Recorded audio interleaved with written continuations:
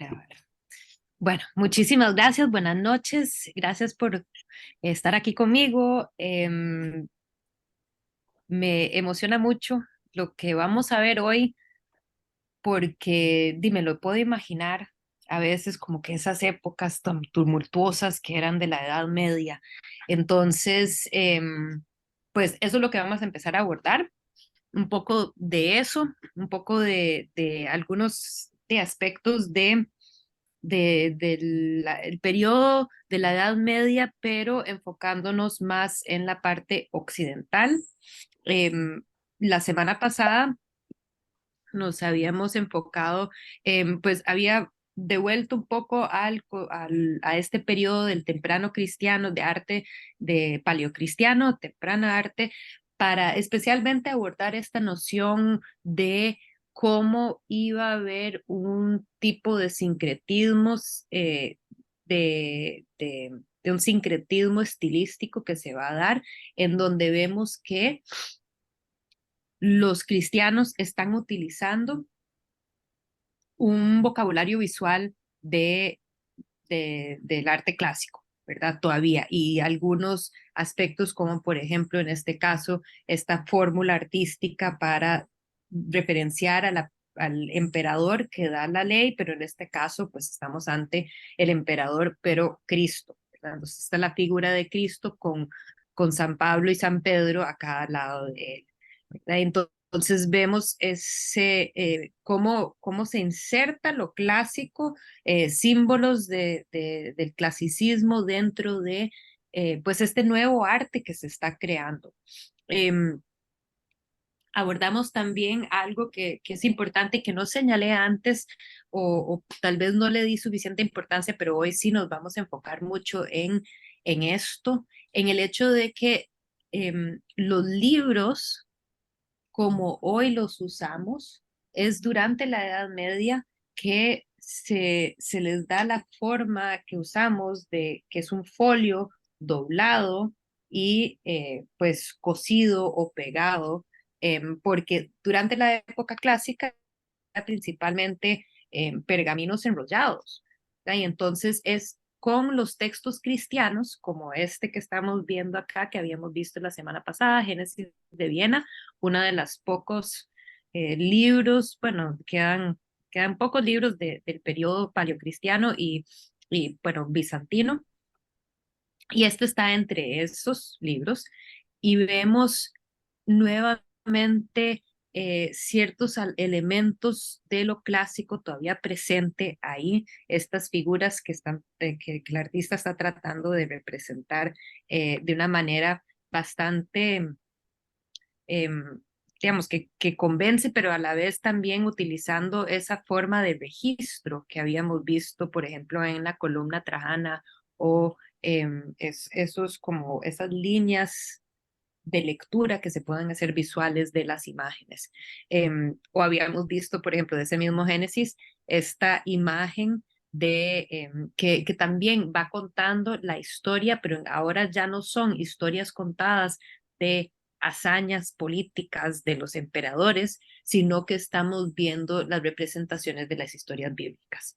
¿Verdad? Y entonces estos libros, estos textos, empezamos a ver este interés en pintarlas y a la vez pues vemos la permanencia todavía de algunas cosas que quedaron del antaño todavía presente acá. Entonces habíamos hablado de cómo esta figura de la mujer reclinada, semidesnuda, representa el río, ¿verdad? Y representa esa fuente de agua, eh, más que necesariamente una figura de una diosa o algo así, pero que proviene desde ese lugar y que está todavía presente. Más bien me quedé pensando hoy que estuve hablando con mi papá, que él está listando la semana entrante, quiere llevar el carro al Riteve y ya no se llama Riteve, pero probablemente por un buen rato vamos a seguirle diciendo el Riteve.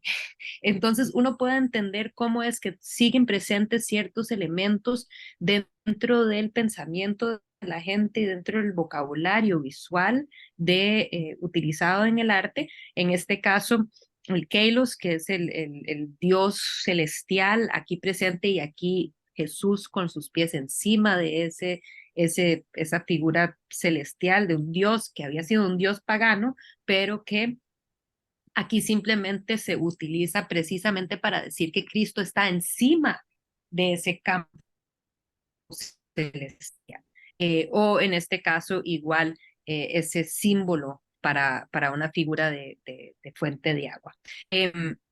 Habíamos abordado Hagia Sofía como ejemplo del periodo temprano, periodo de bizantino, y habíamos visto pues cómo en el bizantino había este deseo había mucho uso de mosaico, había mucho uso de esto de darle énfasis a la riqueza interior de la estructura. Aquí estamos viendo Rávena, la iglesia de San Vital en Rávena, pero me permite hacer el mismo punto de la sencillez exterior con un interior bastante lleno de decoraciones, bastante lujoso en ese sentido.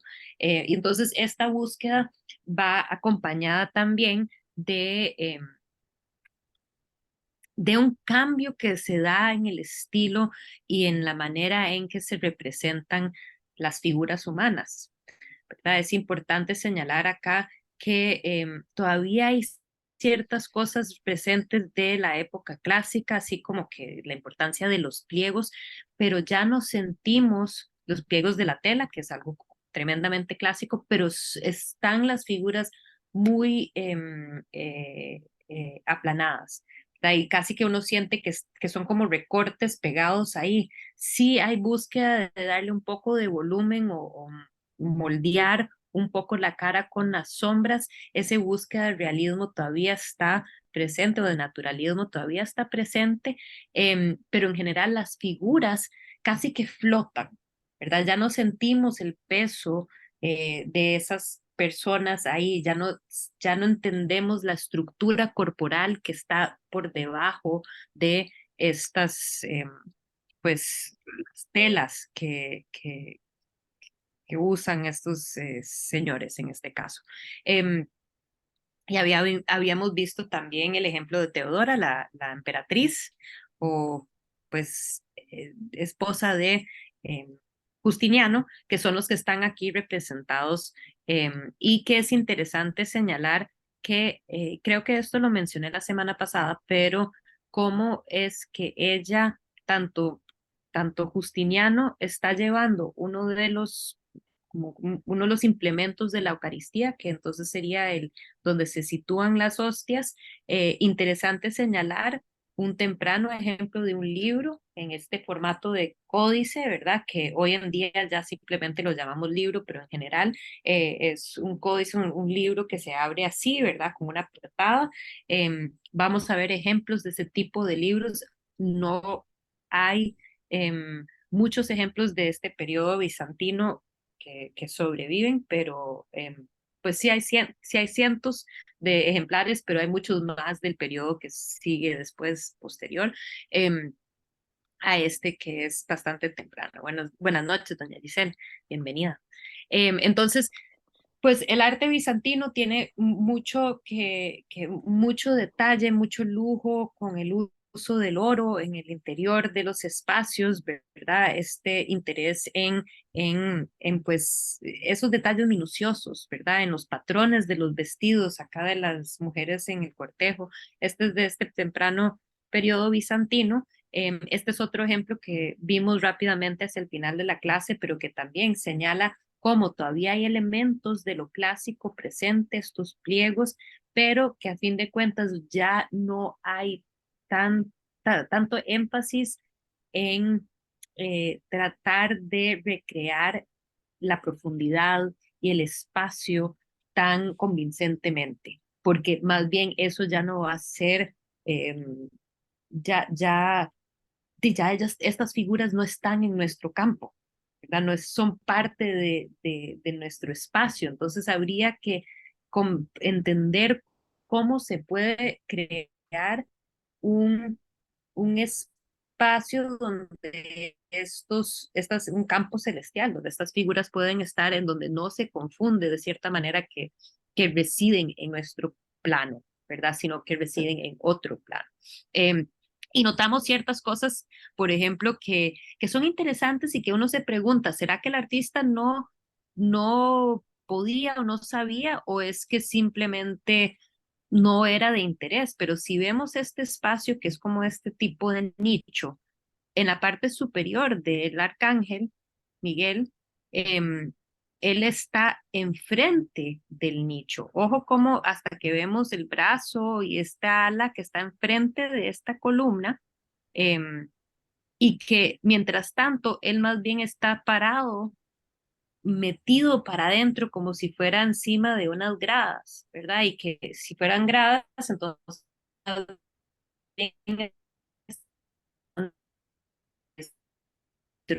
el nicho debajo de este arco, más bien estaría como que detrás del arco, debajo del arco, pero aquí en este sentido, aquí está enfrente del arco, pero acá está metido atrás. Entonces, pues lo importante señalar es cómo ese deseo de representar el espacio de una forma naturalista ya había quedado de lado.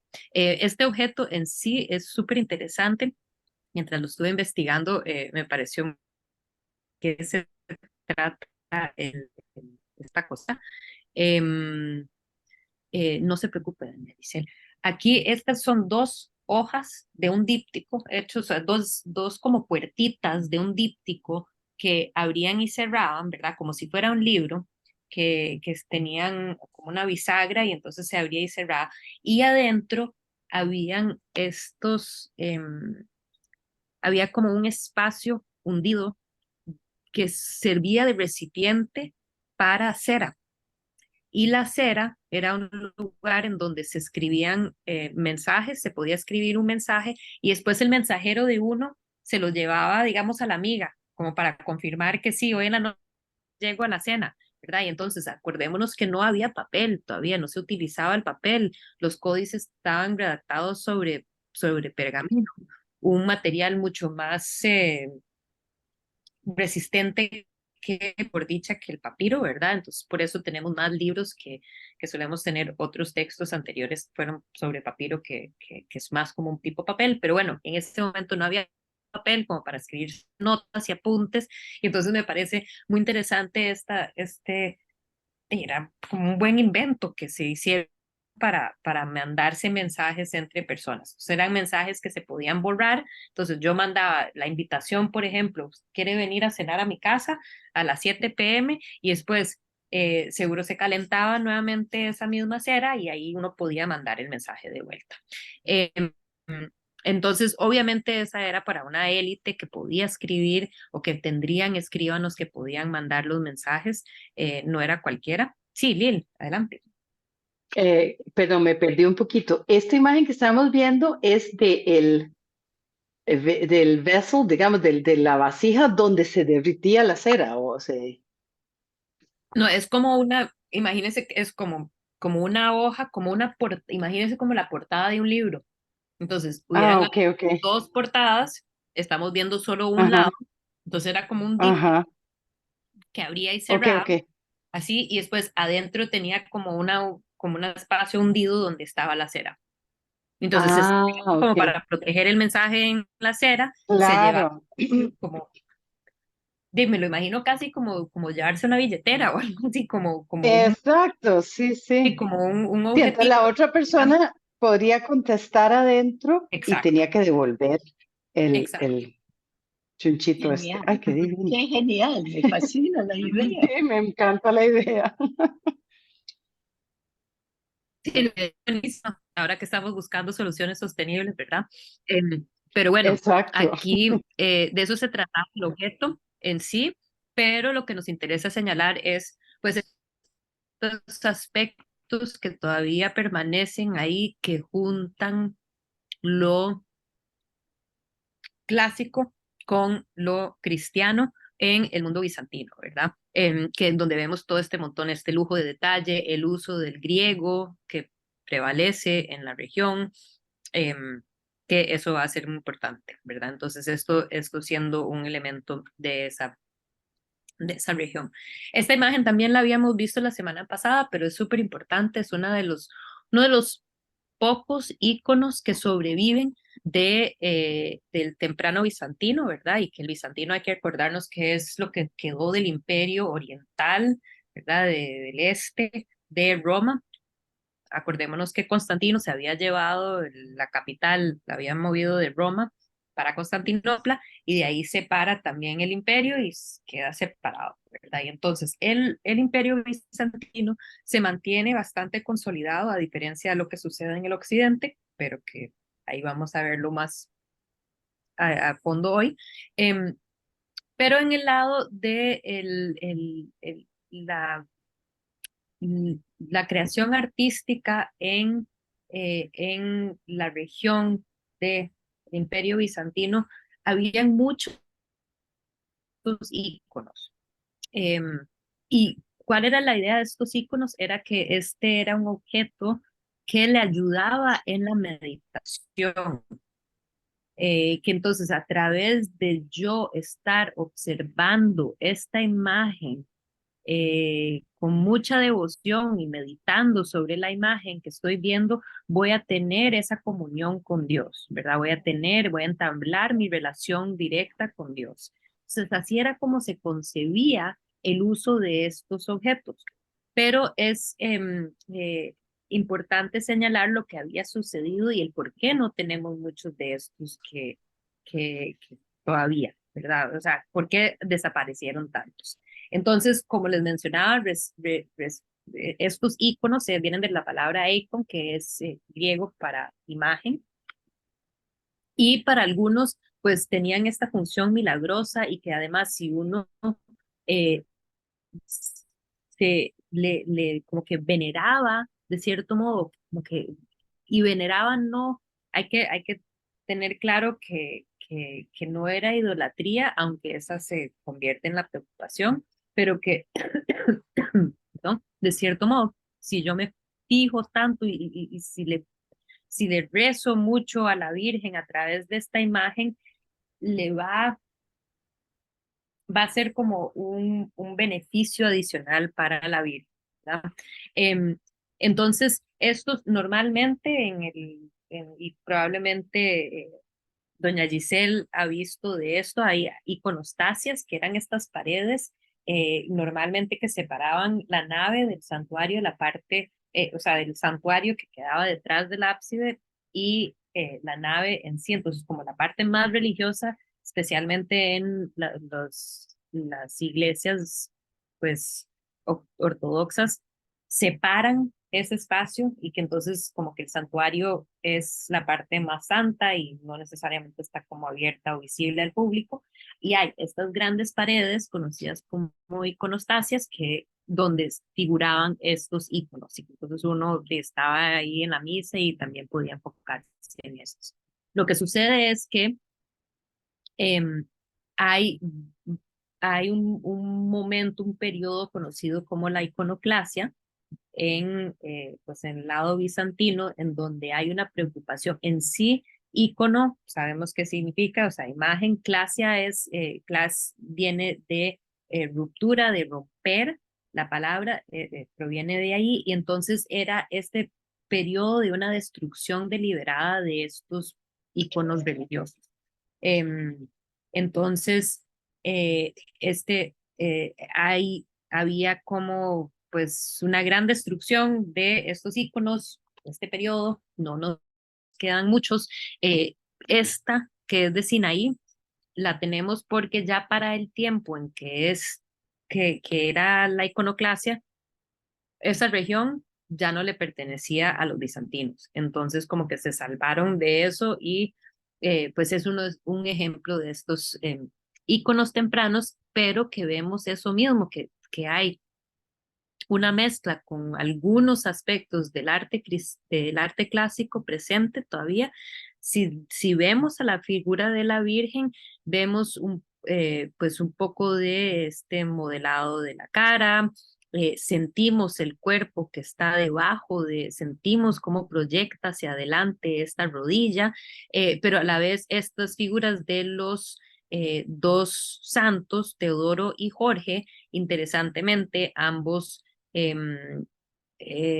santos que habían fusilado a dragones o serpientes grandes, malévolos, em, se convierten en representantes también de como que aquellos santos que van a proteger a la Virgen de los bárbaros infieles, etcétera, ¿verdad? Entonces aquí estamos viendo pues es esa representación de el cuidado de ella, pero estas figuras de los dos santos son muy aplanados, muy parecido a lo que habíamos visto en el retrato en mosaico de Justiniano y Teodora, ¿verdad? Estas figuras que son como casi que como un collage recortado y pegado ahí y no y muy planos en ese sentido y no le sentimos la presencia de gravedad verdaderamente en esos cuerpos y que lo podemos comprender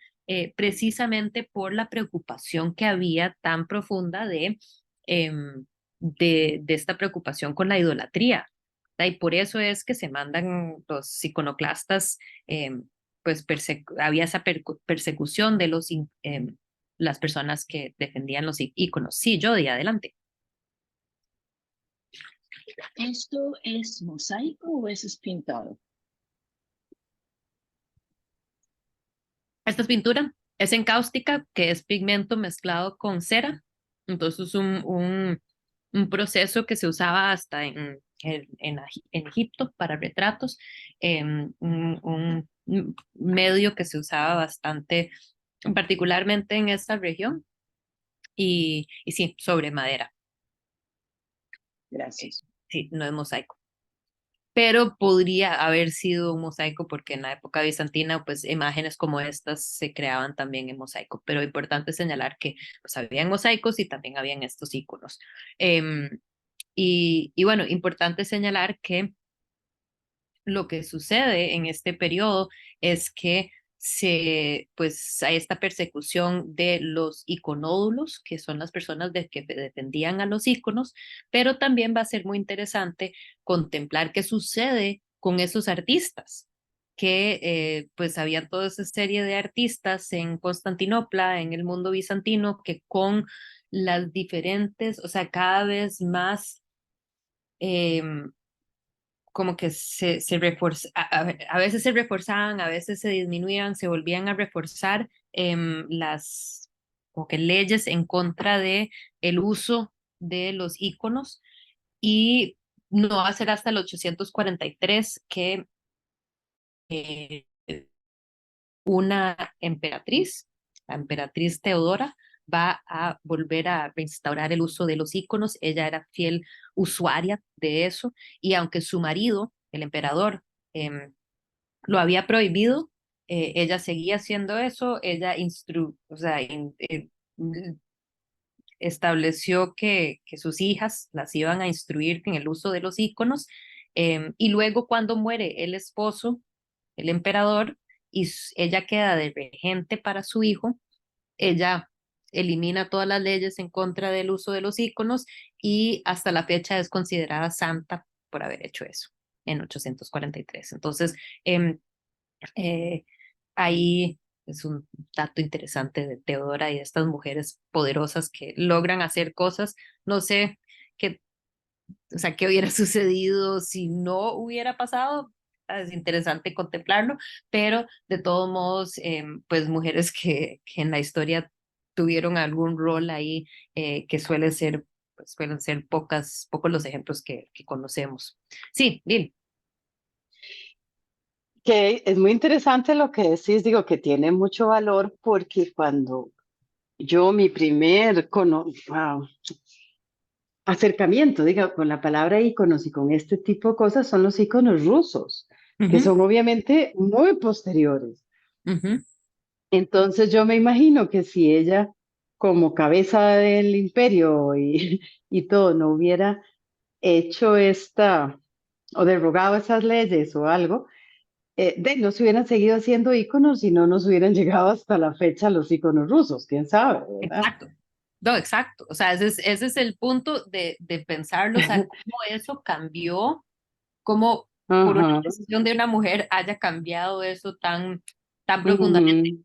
Habían otros Pero periodos, sí, cómo van de este concepto de que los iconos son malas, pero de pronto tiene estatuas de los santos y de la Virgen y de Jesús en las iglesias y esto no es considerado iconología?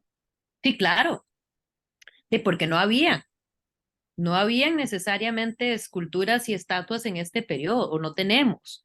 En el mundo bizantino no necesariamente habían. Lo que no sé es cómo es que no mandaron a destruir, pero tal vez sí mandaron, o sea, habrán algunos mosaicos que se habrán destruido con representaciones, Ajá. ¿verdad? Pero sí, no era común. Vamos a ver no en la clase de hoy, pero en siguientes clases, cómo cada vez más empieza con integrar la figura de los diferentes santos a la estructura misma. Entonces vamos a ver cómo se integran a la arquitectura y entonces ahí como que no es tan problemático porque como es parte de la arquitectura, entonces como una decoración y entonces todo bien y no es un ídolo. ¿Verdad? Un ídolo como imagínense en la Biblia, los ídolos que Abraham destruye en el taller de su papá, ¿verdad? Entonces, y no va a ser hasta el gótico, acercándonos al Renacimiento, que empezamos a ver esculturas en bulto redondo nuevamente, porque era Ujú. considerado pagano. O sea, era eso de Es tener los... interesante porque es muy como los árabes también, que no Sí, permiten la ujú. pictoración, la figura. Y hay algo interesante porque es precisamente en ese periodo de la expansión de los musulmanes por el norte, sucede al final el siglo VII, el norte de África y después suben por España y que se integran y hay como, hay luchas entre los bizantinos y los árabes y que aparentemente una de las cosas que como que dice la literatura, pero no podrías decirles, pero tiene sentido esta noción de que pues precisamente era como tal vez encariñarse un poquito más con los musulmanes, ¿verdad? Y como que no caer tan mal porque los musulmanes definitivamente estaban en contra del uso de la figura en Ajá, su arte, ¿verdad? ajá, Entonces era como que tal vez una manera de decir, hey, somos hermanos, ¿verdad? Igual, para ese periodo. ¿Verdad? ujú, Los que, cuando en ese periodo en que ya la iconoclasia en 1726 es que se empiezan a poner las primeras leyes, pero desde antes ya se venía gestando esa preocupación, ¿verdad? Porque sí, era una preocupación de muchos de los líderes de la iglesia. Desde antes, siglos antes, había como que esa preocupación de que ¿lo usamos o no los usamos? No usamos la figura.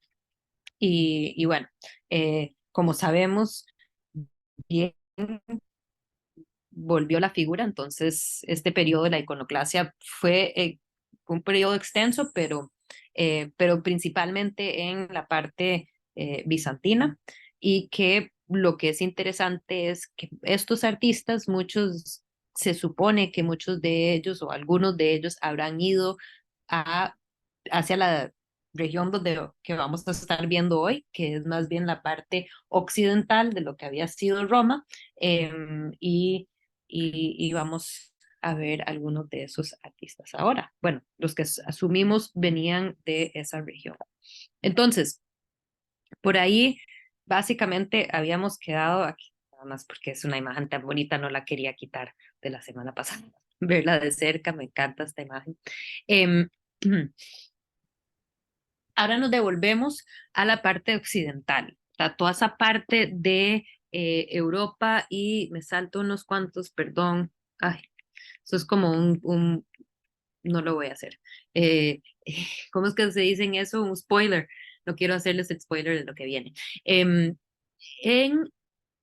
el mundo occidental o sea, Roma occidental básicamente se va desarticulando, ¿verdad? No logran mantener un poder sobre toda la región como se logró en el Imperio Bizantino. Entonces se va disolviendo esa unión, hay mucho caos, hay mucha, pues, invasiones y guerras, y eran los bárbaros, ¿verdad? Eran los que los romanos habían considerado bárbaros, llegan a los godos, los visigodos, los ostragodos, los francos, son, digamos, agrupaciones de gente que llegan eh, a tomar poder de las diferentes regiones de lo que había sido Roma. Y entonces hay mucha desarticulación. En este periodo lo que vemos es bastante, hay ejemplos de un estilo que surge particularmente es de la parte celta y el norte de Europa, pero que se va a extender. Vamos a ver cómo, pues, de cierto modo, van a haber textos importantes y estilo artístico que se acopla a un diseño que se supone que viene más de esta región y otro sistema ya no clásico, o sea, ya no es el mundo clásico, sino un tipo de decoración que se basa mucho en, pues, estas líneas, como que dice, mucho más diseño, menos figuración. Aquí no podemos ver tanto ejemplo, pero ya ahorita les enseño unos detalles más de cerca. Y que, pues, precisamente el hecho de que había tanta peleadera, tanta guerra, tanto, digamos, inestabilidad, que parece que había mucho énfasis que se le ponía en la creación de objetos que a fin de cuentas son útiles y portátiles, ¿verdad? Pensando en que y al rato hay que recoger los tiriches y irnos, ¿verdad? Entonces, vemos un pues muchísimo, el nivel de detalle que se logra en la metalurgia es algo muy impresionante en este periodo de este, a ver, el sexto, séptimo, octavo, estos 200, 300 años que estamos abordando antes de, o que no conocemos tanto de lo que había sucedido, pero porque si no había gente que estaba necesariamente redactando todo eso, no va a ser hasta Carlomagno, que ahorita vamos a llegar a él, que se va a volver a consolidar el asunto. Y entonces cuando tenés mucha inestabilidad, es muy difícil que hayan, pues, grandes escuelas de arte que se desarrollan.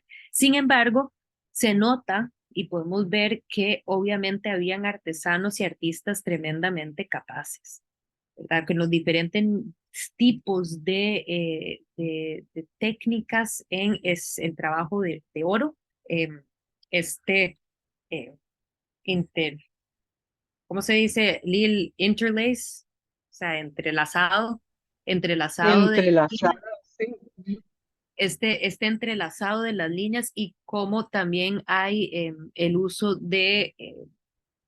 se me olvida cómo se llama la técnica, pero son como pelotitas, bolitas de oro que se pegan, que se adhieren, ¿verdad? Entonces, desde ese uso de las bolitas de oro a pues esta capacidad de poder literalmente pues darle forma al metal y a este entrelazado eh, entre las figuras. Y dentro de esas, en este no se ve tan claramente, pero en algunos otros ejemplos vemos cómo la animalística está muy presente, algo que no necesariamente se veía tanto pues en el arte clásico.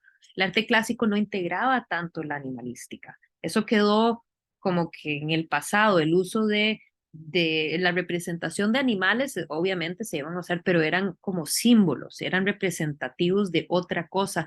Y en este caso lo que vemos es algo que a mí me remite más bien mucho al arte precolombino nuestro, en donde la animalística cobra otra importancia. Y pues hay que tomar en cuenta que hay las creencias eran tal vez pues más paganas, o sea, sí, eran más paganas, eran personas que solían estar como más, además, más adheridos a eh, pues la veneración del solsticio y ese tipo de cosas que hasta la fecha todavía se ve, ¿verdad? Y entonces vemos este entrelazado, estas líneas, este pues intricado diseño que se usa, además de pues estas figuras de animales que están presentes. En este caso, se asume que estos son lobos.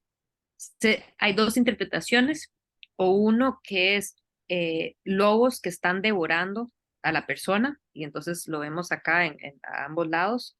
Entonces esto se supone que son unos lobos y que están devorándolo, o que podría representar tal vez eh, la imagen del maestro de los animales, que en donde es una representación bastante antigua que se ve en diferentes culturas, en donde el hombre está en el centro de dos animales y que los está agarrando como, pongamos que los está agarrando los cachos, o que está con el hombre controlando los animales.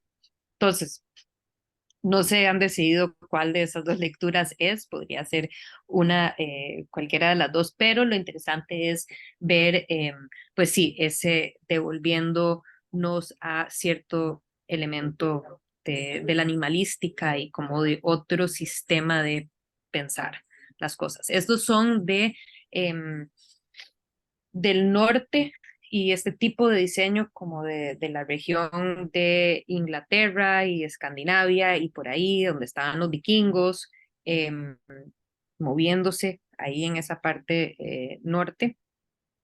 Y eh, de este estilo es interesante ver cómo se va a integrar, ya ahora volviendo a la parte católica, eh, alguno de los textos. Entonces, parece que había muchísimo interés en los manuscritos ilustrados. Habían centros de manuscritos ilustrados que tenemos hoy en día estos libros, y aparentemente entre ellos es libros de Italia de este periodo, estamos hablando del sexto, séptimo, octavo siglo, y pues principalmente en el séptimo y octavo siglo también en la región de Escocia, Irlanda, pues había un auge en la creación de libros allá. Entonces son absolutamente fantásticas estas ilustraciones, estos manuscritos ilustrados. Aquí estamos viendo lo que se conoce como el incipit, pero primero y antes que nada quería señalar, este es el incipit, perdón, el incipit del Evangelio de Mateo.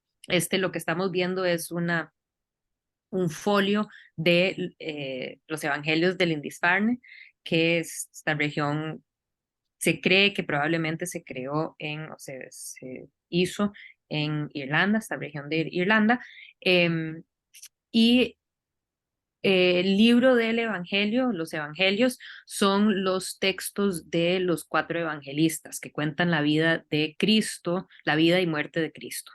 Entonces, este es un libro que contiene todos los evangelios, los cuatro evangelios, que es Mateo, Marcos, Juan y Lucas, que pues habían sido apóstoles y que después de la muerte de Cristo se dedican a escribir la vida y muerte de Cristo, y eso se convierte en pues la Biblia del Nuevo Testamento.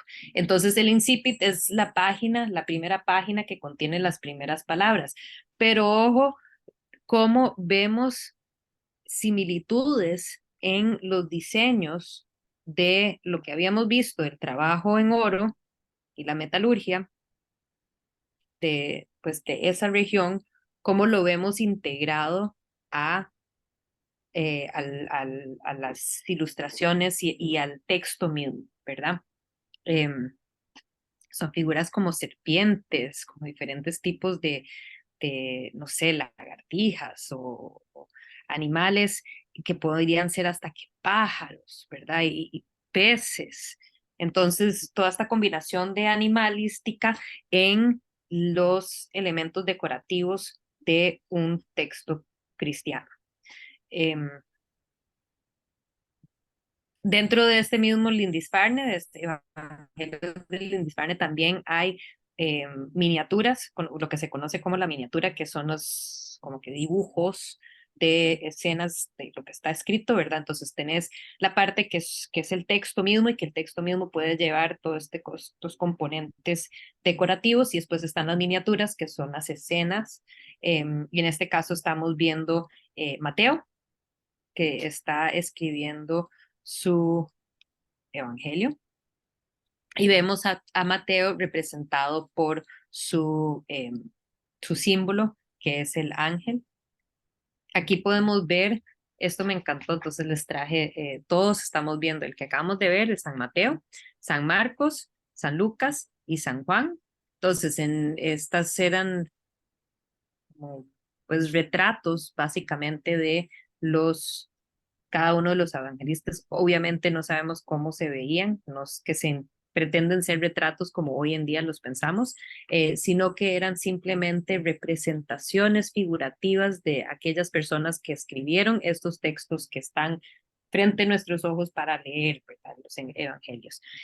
Interesante que surge, como les mencioné, eh, los símbolos para cada uno de estos santos, estos evangelistas, que los vemos acá acompañando a cada uno de ellos. Entonces, está Mateo con el ángel, está Marcos con el león, ¿verdad? Y que el león lo que representa es coraje y monarquía y se consideraba también símbolo de resurrección.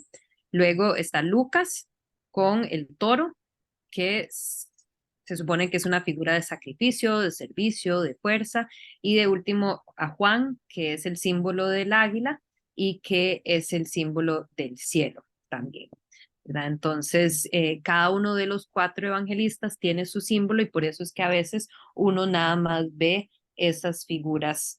Siempre tienen alas, todos, entonces todos son como un toro alado, un león alado, pero se ven representados eh, en muchos lugares nada más los símbolos y uno sabe que representan los evangelios, los evangelistas. Entonces, va a ser en este periodo y en diferentes regiones donde ya se está estableciendo como que estas pautas de cómo representar lo cristiano y pues en muchos lugares muy distantes. En este caso, algo que también es interesante contemplar es el hecho de que estos libros eran completamente hecho a mano, ¿verdad? Entonces, la semana pasada les comentaba que es sobre vitela o pergamino, ¿verdad? Que es piel de cordero, diferentes tipos de piel que se usaba, que se estiraba para hacerlo delgadito, delgadito, y después se raspaba, y después se le hacían, habían todo un proceso, múltiples pasos necesarios para poder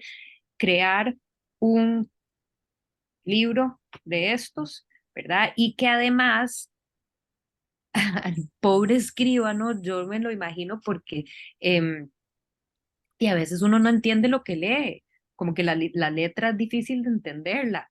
Entonces, y a veces uno considera, y ahí es donde, pues vamos a ver un poco más adelante, cómo habían ciertas discrepancias en algunos de estos textos de los primeros siglos, y que uno puede entender por qué, porque a veces digo, uno simplemente no entendía tal vez la letra, y que en este caso estamos con un escribano que estaba en Irlanda y que probablemente estaba copiando un texto que surge de Italia, o sea, que se creó en Italia, según uno se puede imaginar, ¿verdad? Que ahí tiene su libro y que se está copiando el libro.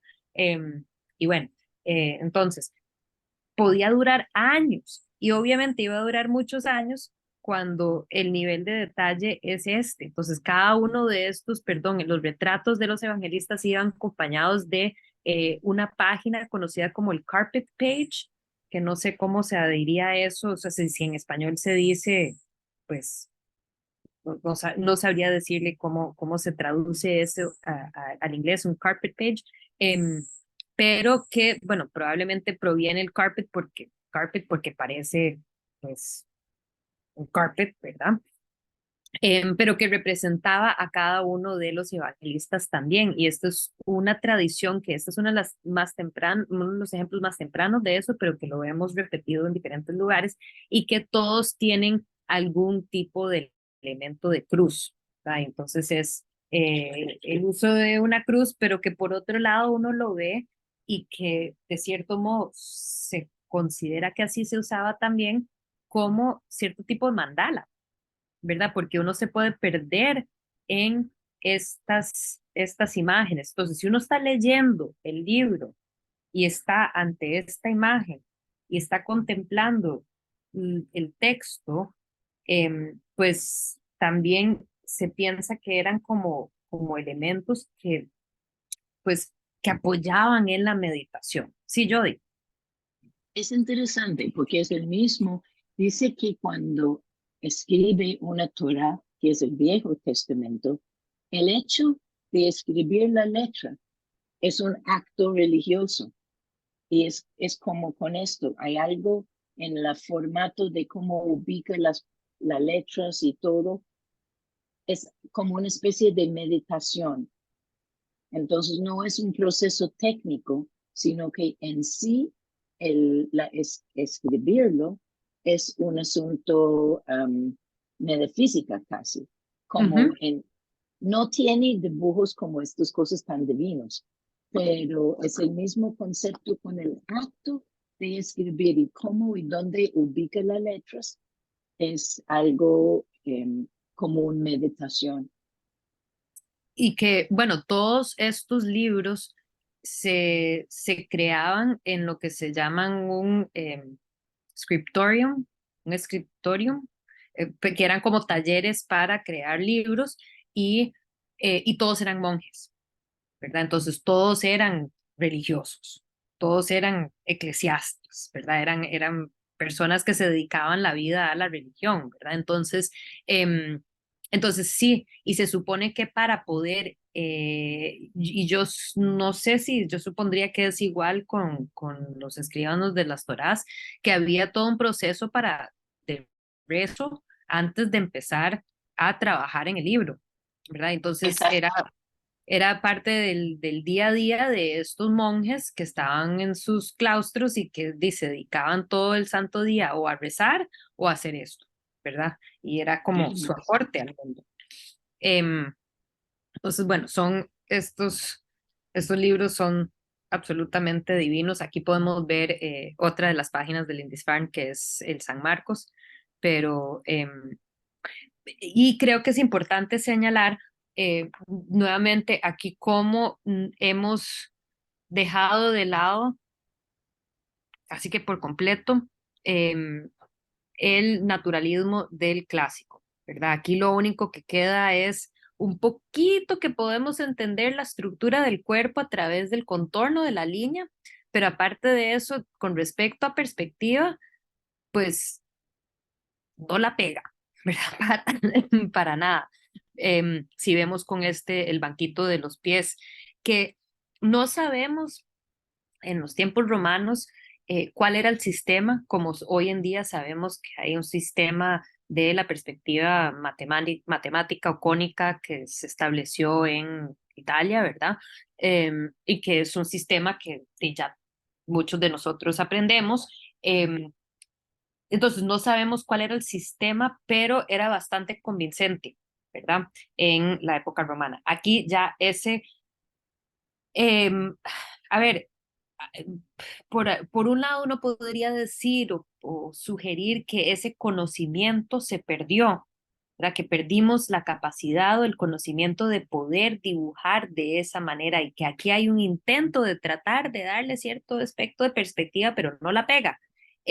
O que muy a propósito no quieren representar fielmente el espacio y además, pues ojo que esta cara, por ejemplo, lo que vemos es de una cara de preocupación, claro, Yo creo que es bastante expresiva, esta cara por poquitas líneas que tiene es bastante expresiva y que muchas veces uno ve en estas representaciones, en los manuscritos de estas representaciones de los evangelistas, una cara de preocupación, una cara de tristeza, porque claro, ¿cuál es el proceso? Aquí lo que estamos viendo es el proceso de escribir la vida y la muerte de Cristo. Entonces, y que fue compa de ellos, ¿verdad? Entonces el sufrimiento, el compromiso con la tarea, pero también el sufrimiento por el cual pasan para cumplir con esta tarea, ¿verdad? Entonces, eso yo lo siento que está presente, lo vemos con los ojos así muy grandes, pero que como que tiran un poquito hacia abajo, así como la boca que lo vemos que está pues hacia abajo y como un seno fruncido, ¿verdad? Y entonces todas esas representaciones expresionistas, pero con respecto a lo naturalista ya no está, o sea, eso es súper plano. Ese cuerpo por debajo, aparte del poco de contorno que tiene, no lo vemos, no lo entendemos, más bien es patrón y línea que es el cuerpo. Entonces, eso ha quedado completamente fuera de, de lo que hacen muchos de estos artistas, ¿verdad? En este periodo como entre el final de la Roma clásica y lo que vamos a ver ahora con el carolingio, que es un poquito, pues que vamos a ver que se busca asemejarse a lo clásico. Aquí les quise enseñar de cerca el detalle, perdón que no está aquí identificado, pero de uno de estos carpet pages con todo el nivel de detalle de estas líneas entrelazadas y estas figuras de animales integradas a el diseño. Entonces vemos pues esas referencias que serían o ese estilo que hubiera sido considerado bárbaro, aquí estamos viéndolo ya integrado a estas obras. Sí, Lil. Sabemos, o sea, vos sabés como qué tamaño tiene, porque qué nivel de detalle. Ya una vez que uno lo ve así, pero yo me estaba imaginando como un libro, o sea, como Sí, una tamaño carta. sí. Perdón que sí, este no tengo las dimensiones, pero Ujú, sí suelen ser, y este probablemente es más grande que tamaño carta, o sea, un poquito más ujú, grande. ujú, Entonces sí, claro. definitivamente, sí tienen su tamaño decente para el nivel de detalle que es también. Ujú, ¿Ah? de detalles, y Ujú. son preciosas. Estas carpet pages parecieran también como el piso de una basílica o algo así, si uno lo ve así desde arriba, ¿verdad? Qué maravilla. Este es otro, el libro de Kells, un poquito posterior. Este probablemente fue creada en Escocia, realizada en Escocia, y que pues se asume que se reubicó precisamente porque pues, hay ahí pues un dato que nos indica que había sido que el escritorium se trasladó, que habían estado muchos de estos monasterios en Irlanda y Escocia y por ahí estaban como en estos lugares muy, como muy apartados en islas chiquititas y que no tenían mucha defensa y que entonces llegaban acá y tenían bastante riqueza y llegaban muy frecuentemente los vikingos y entonces este se supone que pues se habían movido este monasterio de monjes que habían realizado este libro que estamos viendo acá, pero lo traigo, lo menciono no tanto como para saber el dato histórico, sino que pensar en, eh, a ver, el peligro que enfrentaban muchos en este periodo de tan tumultuoso, de tanta inestabilidad, de los vikingos y o sea, todas estas diferentes tribus y gentes que se estaban atacando y que toda esta movilización y que hacía falta esa cierto tipo de estabilidad que habían ofrecido los romanos, en su época, y entonces pensar, solían ser los centros religiosos lugares que tenían bastante dinero y entonces solían atacarlos mucho. Entonces, nada más como tener eso presente y la importancia que va a ser eventualmente la seguridad para estos centros eclesiásticos o la necesidad de contar con esa seguridad.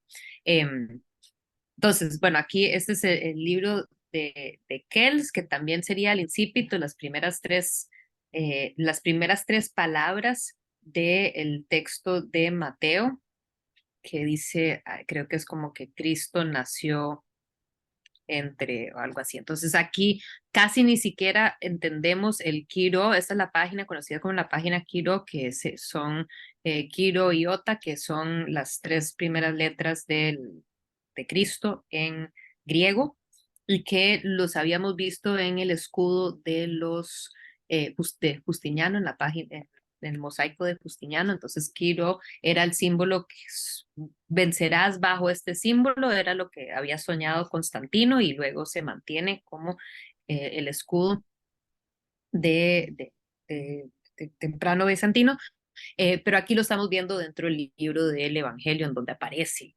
ese, o sea, las palabras. Entonces, el Kiro y Ota ni siquiera lo podemos casi leer, que es como una X, una P y una I. Y pues aquí sí veo la P y la I, pero supongo que esta sería la X. Y después sí vemos la palabra que sigue, acá sí se ve escrita. Y después hubiera sido en el siguiente folio es como hoja, es el término que se usa, el siguiente folio, ya el texto escrito. Pero esto introduce la sección, ¿verdad? Y entonces igual estamos viendo tinta, pigmento sobre esta vitela o pergamino. En ese libro de Kells vemos un ejemplo de cuando simplemente vemos representados los evangelios, perdón, está dentro del libro de Kells, ya es parte de todo el evangelio, o sea, todo el libro, no específicamente el Evangelio de Mateo, y vemos el símbolo de cada uno de los evangelistas, ¿verdad? Entonces vemos cómo es frecuente que quede de lado los retratos de estos santos y que nada más se representen así, con los símbolos. Probablemente de la mano con la preocupación de la iconoclasia y eso, porque eran preocupaciones no solo en la zona bizantina, sino que de consideraciones de los padres de la iglesia que todavía se está decidiendo y definiendo ciertas cosas, ¿verdad? Y ahora este es del año 800, se supone el libro de Kells, que va a ser un año sumamente importante. Ahora sí ya nos devolvemos a la parte, digamos, continental de Europa occidental, para abordar la figura de Carlomagno. Carlomagno fue emperador y aquí lo que estamos viendo, este es una miniatura de un libro iluminado del siglo XIV, o sea, nada que ver con el periodo que estamos estudiando, pero sí es una representación de este suceso, que es que el Papa Leo III corona como emperador a Carlomagno. En el año 800, el día de Navidad del año 800, queda coronado. Y aquí les enseño un mapa de lo que había sido ya el imperio carolingio, ¿verdad? Que carolingio viene de Carlomagno, entonces pues ese imperio que habían iniciado antes de la existencia de Carlomagno, más bien son los francos provienen de esta región acá arriba eran alemanes, o sea, son de descendencia alemana y que eventualmente llegan a conquistar eh, pues toda la región de lo que es Francia. Aquí podemos ver cómo hay las conquistas y que con Carlomagno logra integrar no solo la región sajona de acá, que fue súper difícil y además muy importante porque habían sido había sido una región bastante pagana y que él logra supuestamente convertirlos a los sajones en esta región. Y también a él se le había acercado el Papa porque acá abajo, esta región de acá se conocían como los estados papales en su momento, que es como y vemos a Roma, ¿verdad? Roma se había quedado sin ningún tipo de seguridad. Cuando el Imperio Bizantino todavía tenía bastante poder en los primeros siglos después de la separación, Roma pues lo protegían los bizantinos, pero a como los bizantinos van perdiendo cierto poder, ya ellos no pueden apoyar. Entonces se le ocurre al Papa ir a buscar a este líder franco que había sido tan, pues había tenido bastantes éxitos en el campo de batalla y entonces como que lo invita a que primero, o sea, porque, a ver, perdón, los estados romanos, los estados papales estaban sufriendo bastante de los lombardos los estaban atacando mucho, ellos necesitaban ayuda, va el papa, busca a Carlomagno y Carlomagno lo que hace es que pues conquista los lombardos y por ende pues viene a proteger a el imperio, al papa, y de ahí es donde proviene esta nación de el, eh, el imperio, el Holy Roman Empire. A ver, ¿quién me puede decir cómo se dice en español? Perdón. El imperio romano. eh, No estoy muy segura de Holy la traducción, porque Holy Roman, sí, como santo, el Santo Imperio Romano, sería. el Santo Imperio Romano, Sagrado. el Sagrado Imperio Ajá, Romano. ajá, Entonces, ese ajá, nombramiento va a ser sumamente importante porque no había habido claro. un emperador de toda esta región y me devuelvo nada más un segundito para señalarles hasta dónde queda, ¿verdad? Entonces, es toda esta región hasta la parte esta del norte de la península ibérica, ¿verdad? Esta parte que es como, No la estamos viendo, Lori. Ah, ya, ahora sí. sí, ok, Ajá, esta parte, Cataluña. ajá, lo que es Cataluña. Y que ahí es donde uno ujú, dice, bueno, qué interesante que los catalanes hablan diferente y que se sienten tan Ujú. diferentes, porque pues ellos habían sido parte de eso en su momento, ¿verdad? ujú, Entonces, España sí queda por fuera, pero pues es casi la totalidad de lo que había sido, o una gran parte de lo que había sido Roma y la Roma occidental, ¿verdad? Y entonces, ¿y cómo es que él logra, o cuál es la idea? Es que él logra volver a conquistar toda esta región bajo, y no es solo conquistarlo, sino que logra cierto grado de cohesión a unificarla. través, Ujú, unificarlo y cohesión a través de la religión. A través del cristianismo va a ser sumamente importante, él va a ser muy devoto. Carlomagno es una figura fascinante, porque verdaderamente, pues por un lado era un militar muy destacado por sus hazañas militares, ¿verdad? Pero por otro lado, estaba muy interesado en el humanismo, era muy devoto. Aquí lo que estamos viendo es la capilla de su palacio, que él se manda a hacer en Aquisgrán. Entonces, él decide, y no sé si acá podemos ver a dónde queda, no está marcado Aachen. Ah, sí, Aachen queda acá. Entonces, Aachen es donde él decide que va a ser la capital, básicamente. Y em, eh, ¿por qué? Porque es una región, uno, que era de donde provenía los francos son de esta región, entonces era como, pues, de donde provenía su descendencia, y a la vez se supone que también al ser tan cerca de los sajones, era como una manera en que él podía mantener control sobre ellos, porque eran los más problemáticos. Entonces, esta capilla va a ser eh, es interesante estudiarla, verla, porque así es como se ve hoy en día. Si uno ingresa, súper fascinante y lleno de todas estas decoraciones, pero no habrá sido así originalmente. Estos son elementos agregados en el siglo XIX.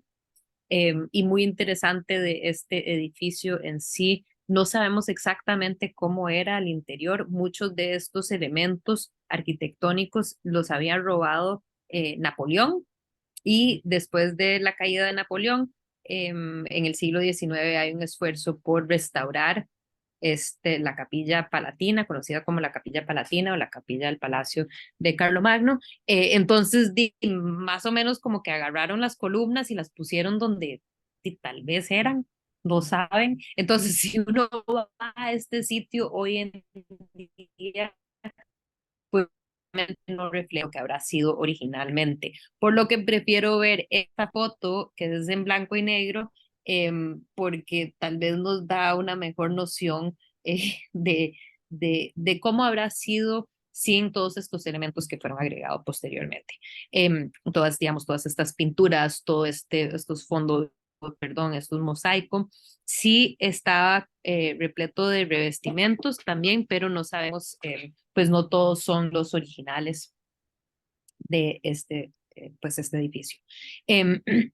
Ahora, ¿qué es importante de esta iglesia, de esta capilla, de él?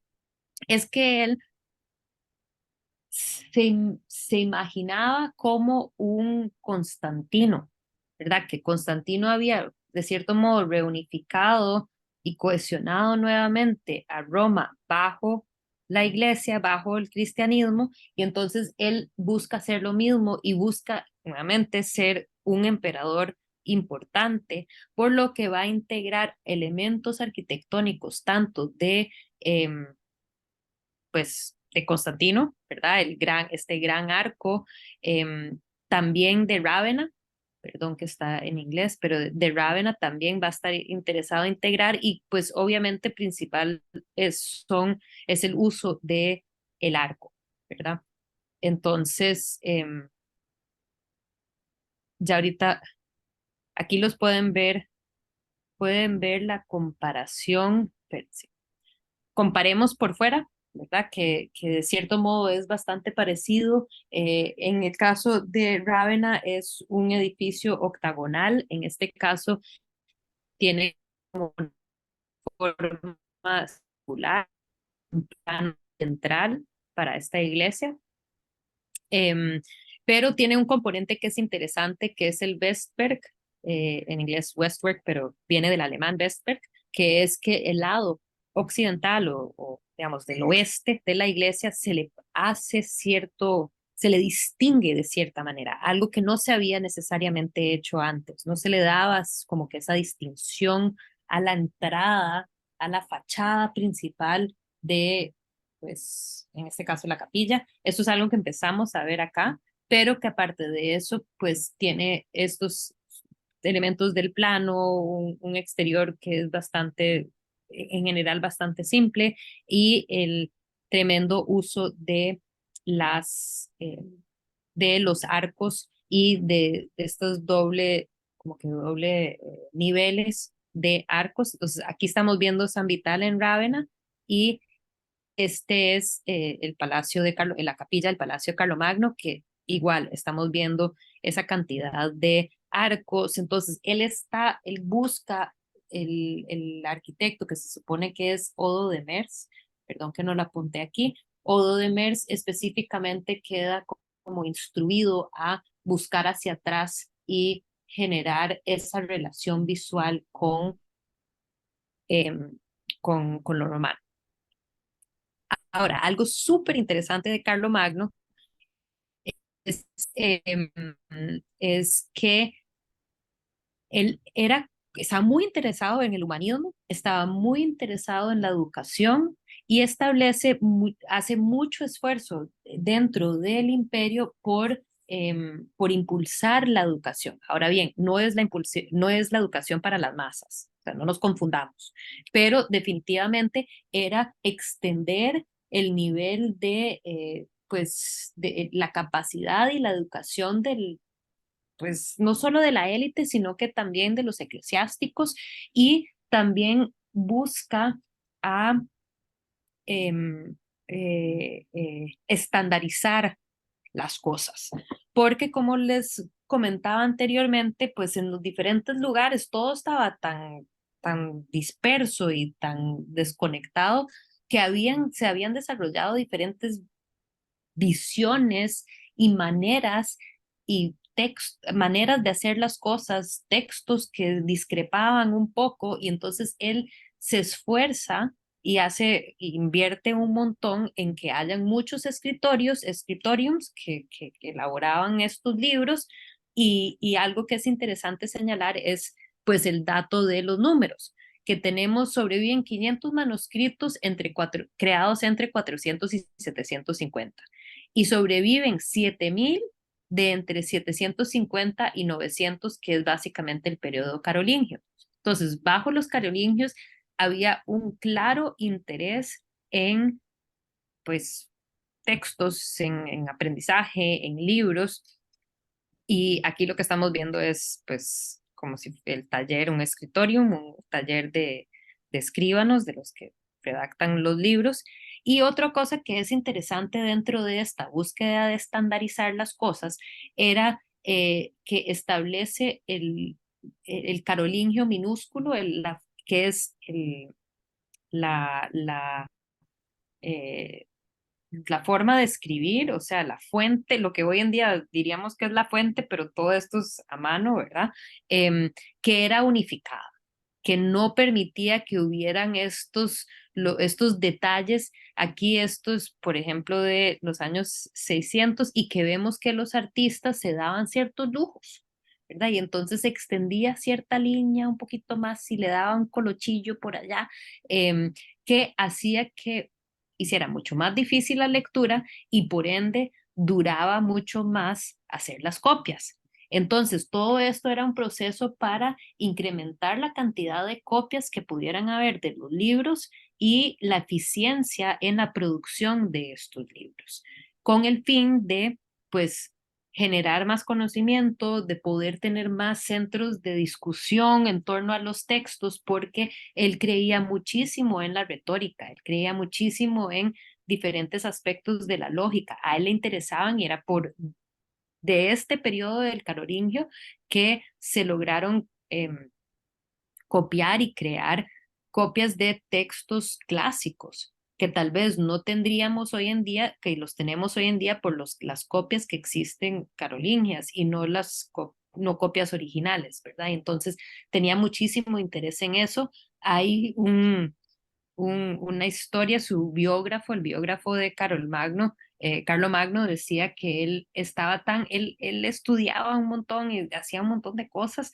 y entre otras, él quería aprender a escribir, y que supuestamente él dormía con tabletas de cera, como lo que habíamos visto anteriormente, debajo de su almohada, por si acaso tenía un momentito para practicar su mano, porque le costaba mucho escribir, pero dice que ya hacia el final de la vida de él ya no podía entrenar bien la mano, entonces él nunca logró escribir, aunque sí pudo leer bastante, pero qué linda esa noción de alguien que está tan interesado y que estaba tan ocupado, porque hay que tomar en cuenta que mientras estaba con toda esta cuestión humanística, también estaba en plena guerra por todo lado, ¿verdad? En sus conquistas, y él mismo lideraba a sus militares en eso. Entonces, esta noción de una persona que está tan interesada en la educación y tan devoto religiosamente, y también pues esta figura militar,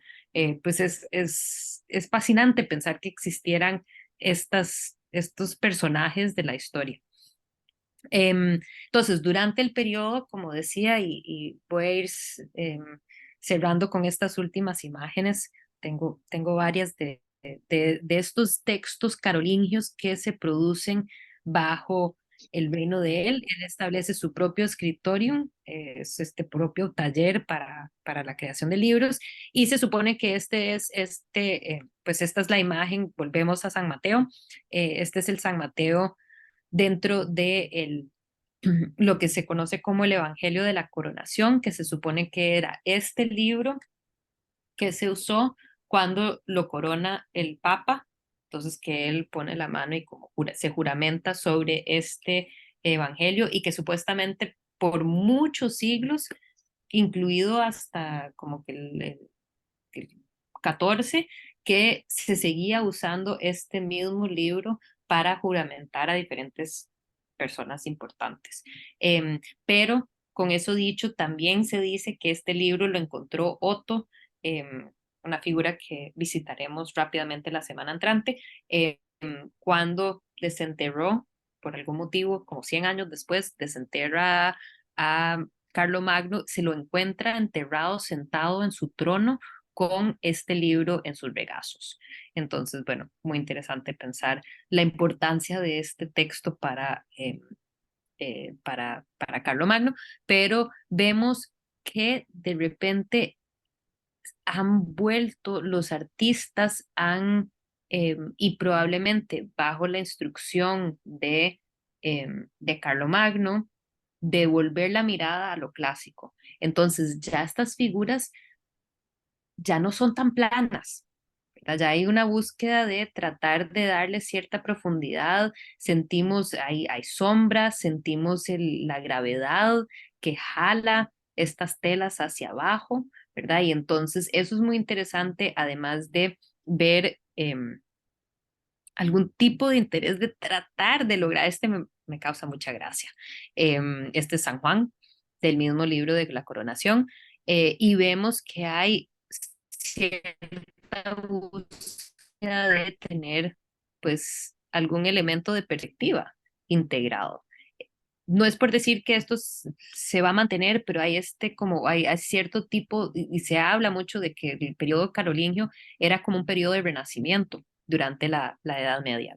Pero mucho tiene que ver con pues esta fascinación con la antigüedad y querer mirar hacia atrás, hacia esa, o sea, buscar, replicar esa herencia cultural que ellos estaban buscando alinear con lo romano, y entonces pues lo vemos en el estilo que se busca implementar y que pues obviamente se distingue mucho si vemos el ejemplo del libro de Kells con los 4 símbolos de volver o el querer representar la figura del evangelista.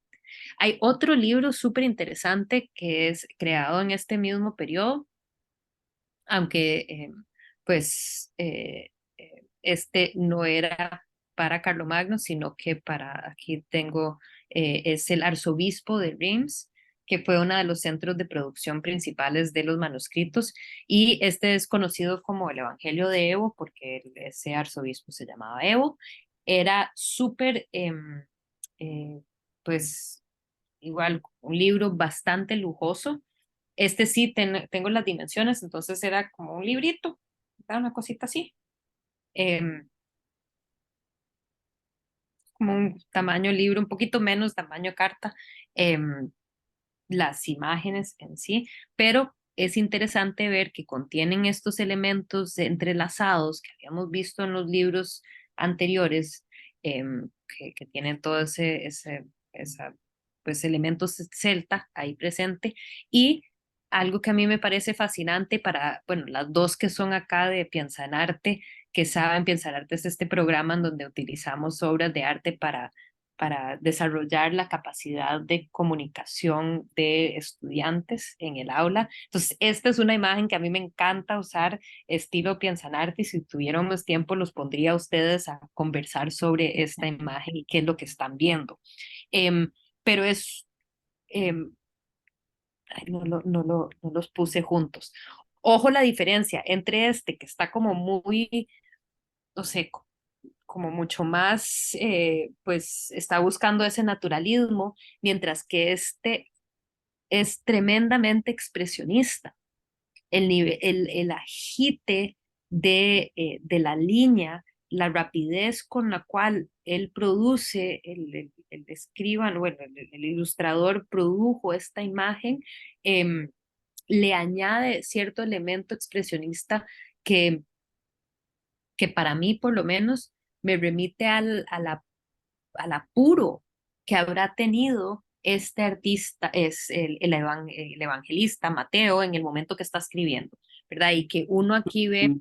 Mateo es el ángel, ¿verdad? Ese es el símbolo que lo representa a él. Entonces aquí vemos al angelito que está acá, pero lo interesante es ver cómo el angelito tiene como un pergamino, un texto, algo así que viene acá y que se dirige hacia el cuerno que sostiene la tinta, que sabemos que así trabajaban en estos talleres los escribanos, con o sea, es el tintero, ¿verdad? Y que ahí va escribiendo y que le está llegando toda la inspiración divina para poder escribir este evangelio y el apuro de tener que apuntar eso y que no se me olvide. O sea, uno sabe qué difícil es que la mano escriba tan rápido que funciona la mente, ¿verdad? Entonces ese agite tal vez era lo que estaba buscando replicar el artista con la imagen, ¿verdad? Y cómo pues de aquí, de este lugar divino, provienen las ideas que van a estar como que en el tintero y que va a agarrar el artista con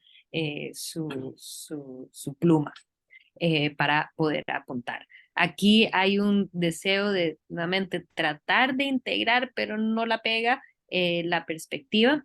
Pero en este caso sí pienso que el artista es algo muy interesante porque se distingue el Evo, los evangelios de Evo se distinguen un montón estilísticamente de todos los otros que se crean en el momento, pero que el hecho de que fuera el, los evangelios de una figura tan importante, me hace pensar que no era un artista cualquiera que no lograba, digamos, no lograba esto y que entonces era como un artista que no era capaz, sino que probablemente el arzobispo le gustaba este estilo, que había visto a un artista en un taller creando imágenes y que él dijo, eso a mí me encanta, eso yo lo quiero y yo soy el arzobispo y usted me va a hacer un evangelio con esas imágenes, ¿verdad? Entonces, pues interesante pensar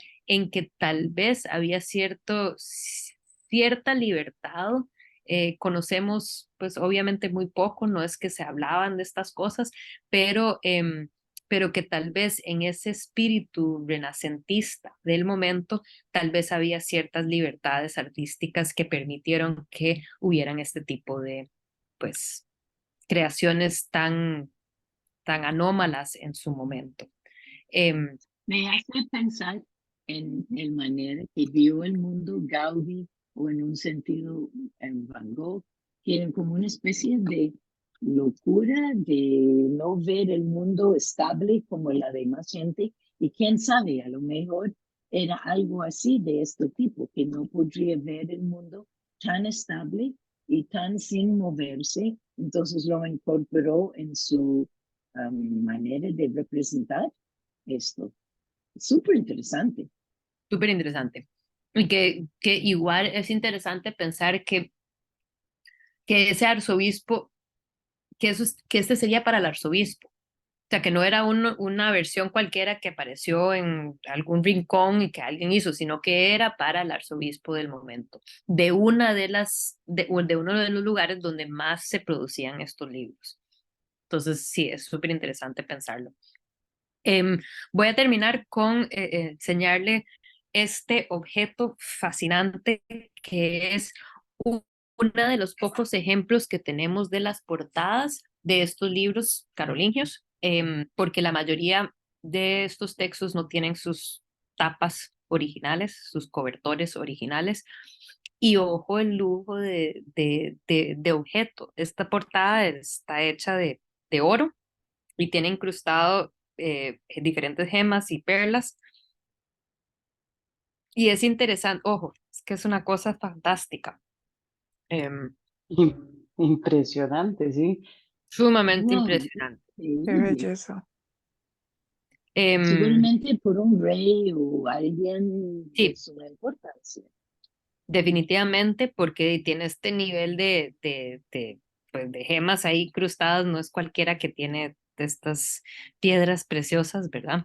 Y quería enseñarle varios detalles de esto. Algo interesante es ver la imagen del Cristo crucificado, que eventualmente ya no va a ser este Cristo, este es como un Cristo que aunque está, que aunque es un Cristo crucificado, es un Cristo vencedor, ¿verdad? Es un Cristo que no es un Cristo todo eh, decaído y sufriendo, que vamos a ver cómo en la Edad Media posterior a este momento que estamos viendo ahora, se va a convertir más bien en un Cristo que sufre y que la imagen, entonces son como estas imágenes casi que grotescas de un Cristo que está súper sangriento. Aquí lo único que vemos es, o sea, ni siquiera vemos que él necesariamente está crucificado, sino que está sobre es la forma de la cruz, pero que la forma de la cruz pues se convierte en la cruz en la cual se crucifija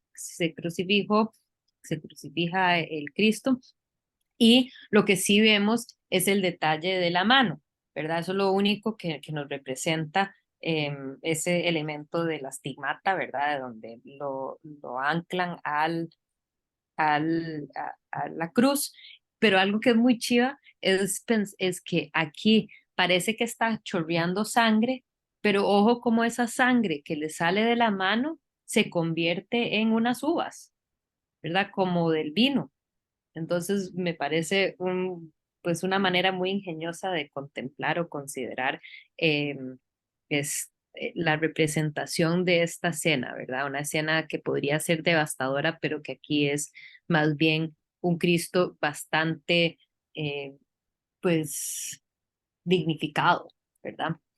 Y que, bueno, un último detalle, o varios para señalar, es el interés en el clasicismo, ¿verdad? Que esa búsqueda de lo clásico que había en el periodo carolingio, lo vemos acá representado en un objeto que hubiera sido de devoción personal, pero que lo vemos claramente pues, en la manera en que está representada la figura humana, ¿verdad? Con cierto nivel de detalle, pues, particularmente en los pliegos de la tela, cómo esa tela cae en el cuerpo buscando cierto tipo de realismo.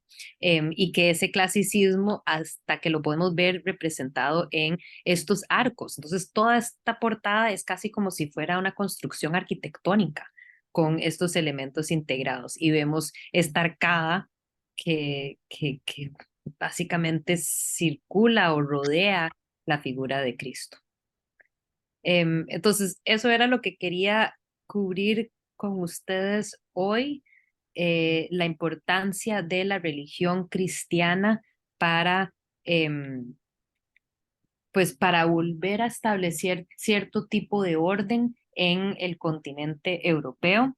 De aquí es en este momento que ya se van a empezar a establecer lo que llegarán a ser los países europeos de hoy en día, ¿verdad? Pues obviamente no todos, pero sí va a ser que empezamos de este periodo en adelante a ver un poco más pues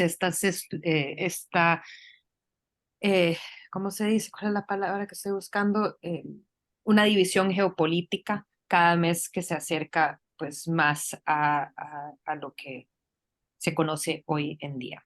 Y que eso fue a partir de la religión, ¿verdad? Que se logra esa cohesión nuevamente debido a que Carlomagno era súper devoto y él va a cohesionar a través de la religión y podemos decir que la educación. Entonces, eso sería para hoy. No sé si tienen alguna duda o pregunta que quisieran hacer. Voy a tener la Muy No, interesante.